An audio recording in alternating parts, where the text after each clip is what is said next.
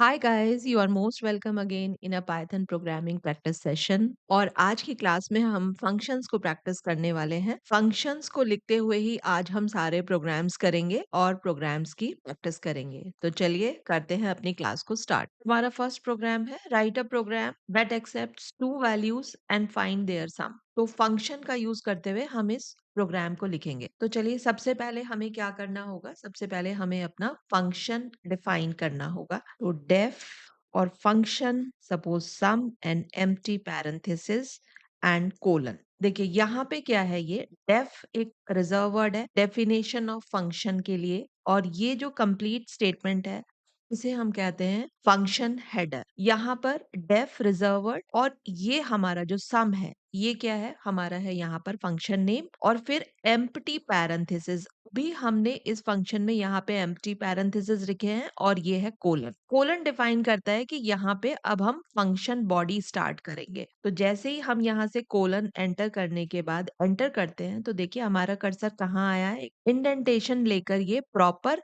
यहाँ पर आया है, यानी कि यहाँ पर अब हमारा जो फंक्शन की बॉडी है वो स्टार्ट होगी। तो यहाँ पर हम टू वैल्यूज का सम करने वाले हैं और मैं यहाँ पर यूज करूंगी दो पैरामीटर्स जो हम अपने फंक्शन में यूज करेंगे।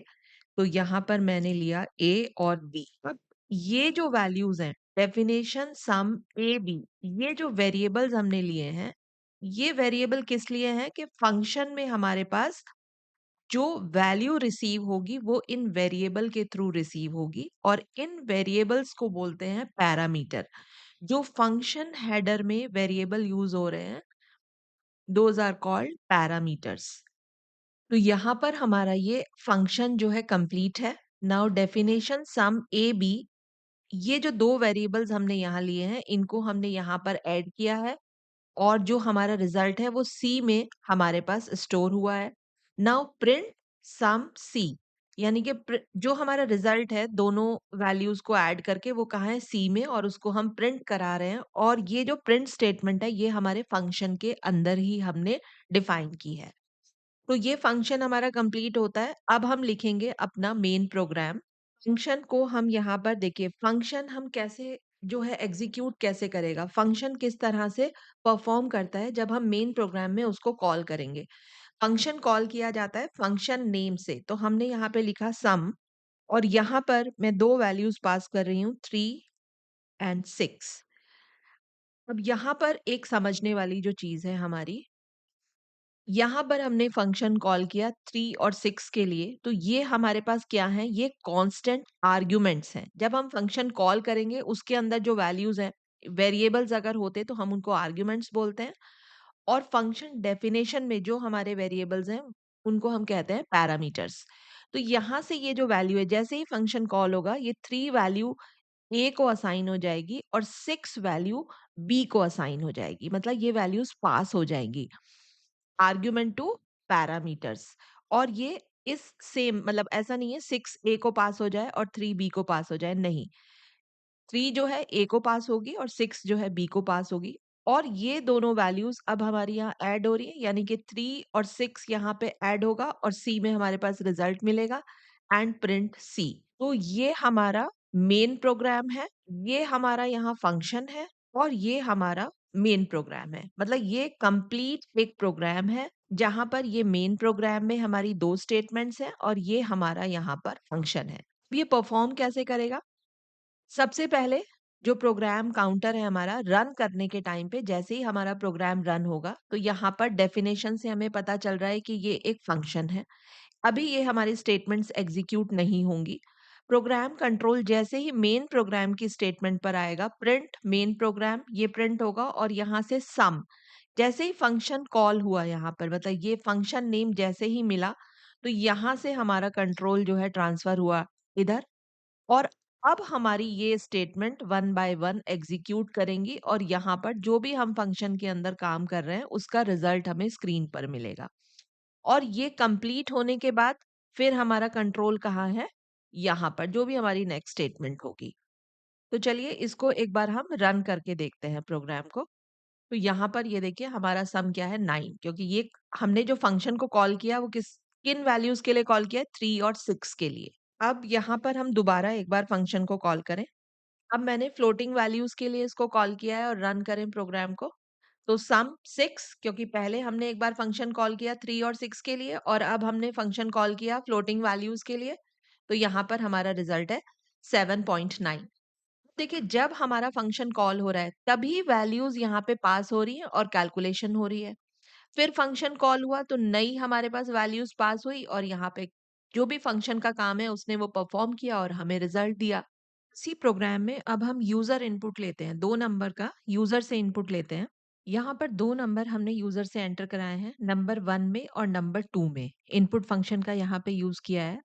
इन 2 नंबर्स को ऐड कराना है हमें, तो हम फिर अपने सम फंक्शन को कॉल करेंगे, सम, और अब हम पास करेंगे यहाँ पे नंबर 1 एंड नंबर 2 और रन करते हैं हम अपने प्रोग्राम को।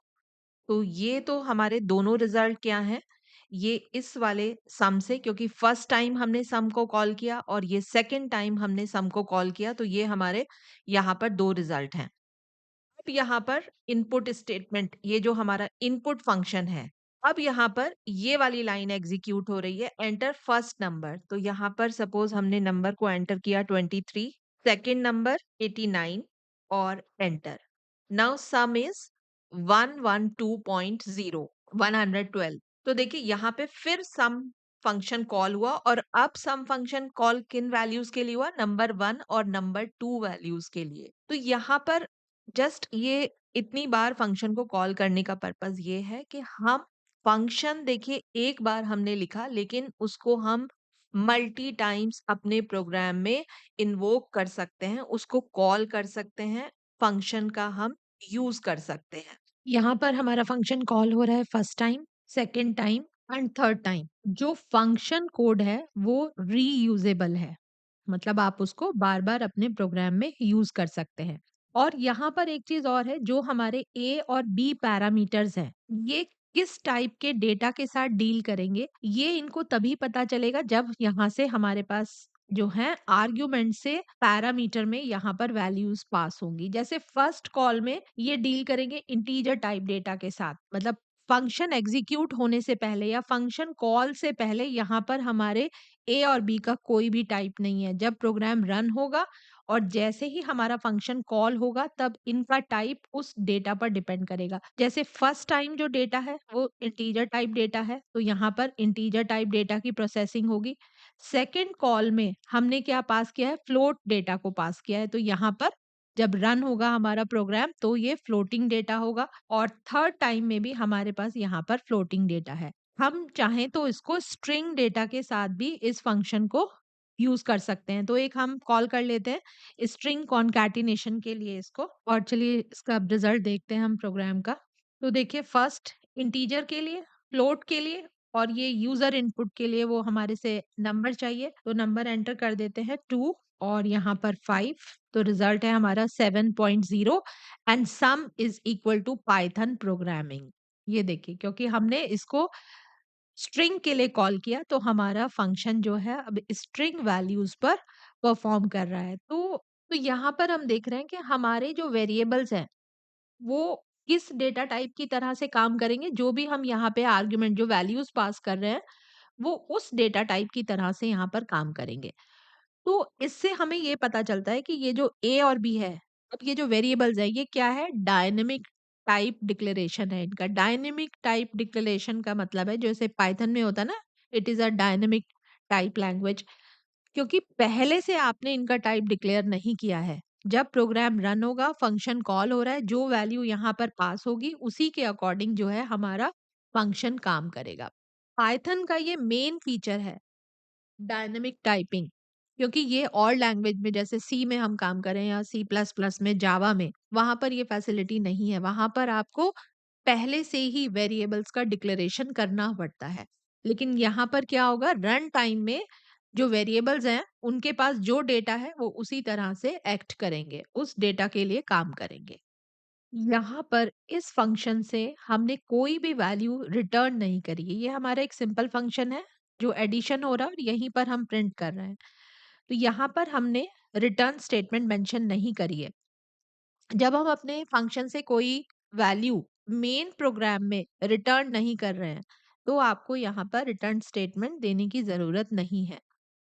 अब हम इस फंक्शन में चेंज करते हैं और यहाँ से अपने रिजल्ट को मेन प्रोग्राम में रिटर्न कराएँगे। हम फंक्शन से वैल्यूज़ को मेन प्रोग्राम में रिटर्न कर सकते हैं।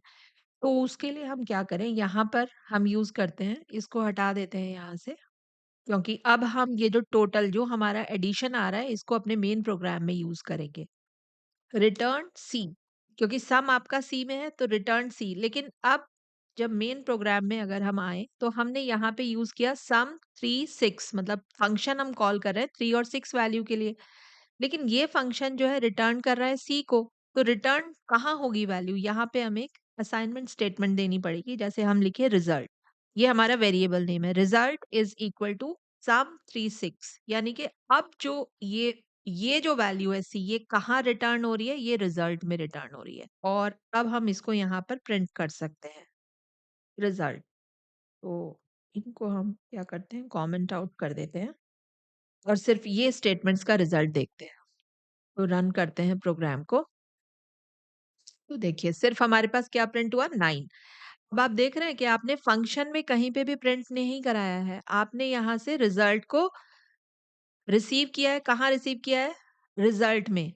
ये जो रिटर्न स्टेटमेंट के थ्रू आपने सी में जो वैल्यू है उसे यहाँ पर लिया है, रिजल्ट में लिया है। जब फंक्शन कॉल होगा तो उसका जो रिजल्ट है, फंक्शन का जो रिजल्ट है, वो यहाँ पे इस रिजल्ट वेरिएबल में स्टोर हो रहा है और फिर हमने इसको प्रिंट किया है यहाँ पर।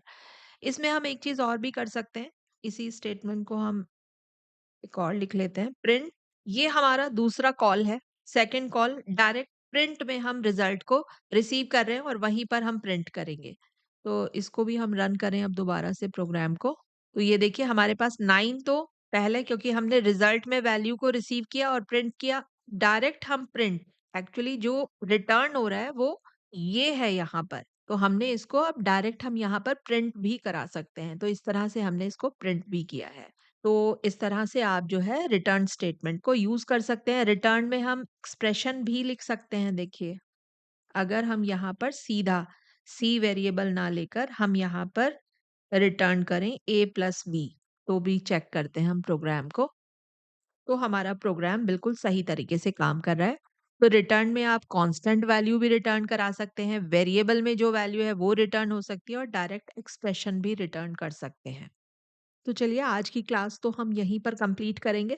ये हमारा एक फंक्शन का एक समझिए कि रिवीजन क्लास हो गई है। नेक्स्ट में हम थोड़ा-सा और लेवल को अप करते हुए फंक्शंस की प्रैक्टिस करेंगे नेक्स्ट क्लास में। तो चलिए मिलते हैं नए टॉपिक के साथ एक नई क्लास में, और तब तक के लिए thank you very much for watching this video. और कंटेंट अगर वैल्यूएबल लगता है तो चैनल को सब्सक्राइब करें, वीडियो को लाइक करें, चैनल को शेयर करें। Okay, thank you very much.